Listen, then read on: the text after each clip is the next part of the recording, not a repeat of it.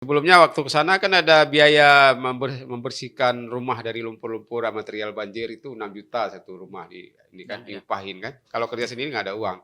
Terakhir saya informasi itu udah jadi 12 juta dan itu, yang kerjanya kayak kayak apa namanya, enggan-enggan tidak gitu, pokoknya jual mahal lah ceritanya. Iya, iya. Ya, Kita dapat bocoran seperti dapat itu di dapat sana dapat, ya? Bang. Ada Cuman ya? kalau yang 12 juta itu memang nggak terkonfirmasi, tapi Heeh, kalau yang 6 juta. kami dapat sekitar 5 dan 6 juta itu terkonfirmasi memang. Kebetulan salah satu narasumber yang Di Aceh Tamiang tuh kami ya? dapatnya di Aceh Tamiang itu, Heeh. sebelum dia memulai bangkit itu, sebelum dia memulai mencoba usaha lagi, nah dia membersihin rumah orang tuh. Oh, Nah, supaya ada uang ya? supaya ada uang. Mereka ada sekitar 6 atau 5 kalau nggak salah saya. Nah, jadi hasil dari upah itulah yang dijadikan modal untuk dia, kemudian untuk buka usaha lagi. Jadi itu memang dia langsung sendiri memang si narasumber yang kami dapat ini.